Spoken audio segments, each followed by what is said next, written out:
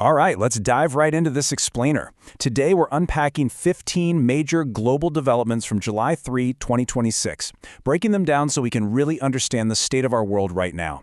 No sugarcoating, just the complex facts shaping our reality. So here's what we're looking at today. We've got 1. Global politics and alliances. 2. International and domestic crises. 3. Extreme weather meets America 250. 4. Social shifts and local policy. And wrapping up with 5. Sports milestones and setbacks. Starting things off with Section 1, Global Politics and Alliances. Right at the top of the geopolitical chessboard, ahead of a crucial transatlantic summit, President Trump took aim at NATO leadership. Our sources indicate he literally called the current defense funding layout ridiculous and firmly stated that the U.S. just won't continue on a one-sided path without absolute spending reciprocity from European members.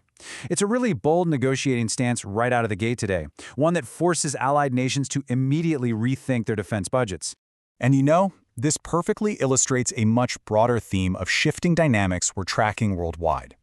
Down in Peru, conservative leader Keiko Fujimori was officially certified as the winner of a highly contested presidential runoff, marking a decisive rightward shift for the nation. Meanwhile, over in Europe, Interpol launched a massive manhunt, issuing a red notice for a Ukrainian female suspect accused of orchestrating an apartment bombing to assassinate an oligarch in Monaco. It's high-stakes intelligence playing out in real time. And on the diplomatic front, Ukraine's President Zelensky sent an unprecedented open letter to Moscow proposing a direct meeting, all while locking down a landmark drone deal with European defense partners.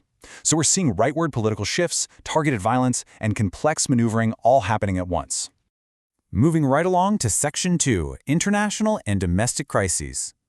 Shifting from diplomacy to boots-on-the-ground rescue efforts, the U.S. military rapidly deployed heavy logistics airlifts to Venezuela following a devastating 7.5 magnitude earthquake. Specifically, they brought in medium tactical vehicle replacements to clear critical obstructed supply routes.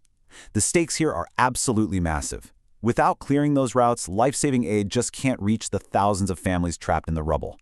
It is literally a race against time to stabilize the area. Meanwhile, looking closer to home, the FBI just wrapped up Operation New Dawn in Chicago, leading to 305 total arrests and the safe recovery of 24 missing children.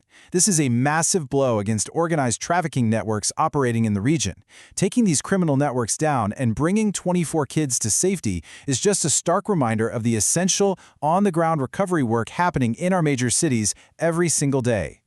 Let's turn to Section 3, Extreme Weather meets America 250. While Chicago law enforcement was celebrating that major recovery, about 200 million other Americans were bracing for a totally different kind of crisis. Climate researchers published data confirming that a brutal, sweeping high-pressure system baking major hubs from Chicago to Boston is what's known as a heat dome. It acts like a giant atmospheric lid, trapping extreme stifling heat and humidity over a region. Researchers noted this specific event has been intensified by fossil fuel emissions, and it's heavily disrupting America's 250th birthday weekend with relentless triple-digit temperatures. In fact, this stifling heat forced organizers to completely cancel Philadelphia's marquee Salute to Independence parade to safeguard visitors. But the celebration isn't totally halted. Historic international naval fleets and tall ships bravely arrived along the New Jersey and Pennsylvania coastlines, allowing maritime parades to proceed and kick off the semi-quincentennial celebrations despite the extreme weather. It really proves that maritime traditions can weather almost any storm, even a modern heat dome. All right, jumping into Section 4, Social Shifts and Local Policy. Let's see how these changing environments are sparking some really intense policy debates. Over in New York City, there's a fascinating tension playing out.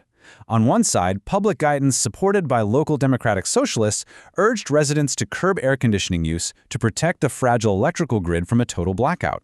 On the other side, housing activists pointed out a grim reality. Drastically cutting AC is genuinely life-threatening for elderly residents during such extreme heat. It perfectly highlights the incredibly difficult balancing act local governments face between long-term infrastructure protection and immediate public safety. We're also seeing some pretty massive rule changes hitting society today. First, President Trump granted unexpected executive pardons to independent mechanics who had been penalized under strict corporate software lockouts, which is a major victory for consumer right-to-repair initiatives. Meanwhile, over in Japan, Mayor Shoko Kawada sparked a massive national debate by becoming the first municipal mayor in the country's history to take formal maternity leave. Whether it's the right to fix your own property or the right to care for a newborn while holding public office, the traditional rules are fundamentally changing. And finally, that brings us to Section 5, Sports Milestones and Setbacks. Looking at the sports world, we're seeing incredible extremes of endurance and sudden setbacks. On one hand, 40-year-old hockey icon Alex Ovechkin is totally defying retirement expectations, signing a $9 million one-year extension with the Washington Capitals. On the other hand, defending NHL rookie standout, Connor Bedard suffered a harsh reminder of the sport's physical toll, sustaining a left shoulder injury during off-season training. And down in the WNBA, Caitlin Clark secured Eastern Conference Player of the Month honors. What's wild is she achieved this despite appearing in only 10 total games for the month amid some truly intense physical rivalries in the league. So, the crucial point after analyzing all of these sources is this: the world is actively rewriting its own rules in real time. The board is quite literally being reset. So I leave you with this: from shifting global alliances to a changing climate, reshaping our traditions, how will today's headlines alter your tomorrow? Keep that in mind as the week progresses. Stay curious, and I'll catch you next time.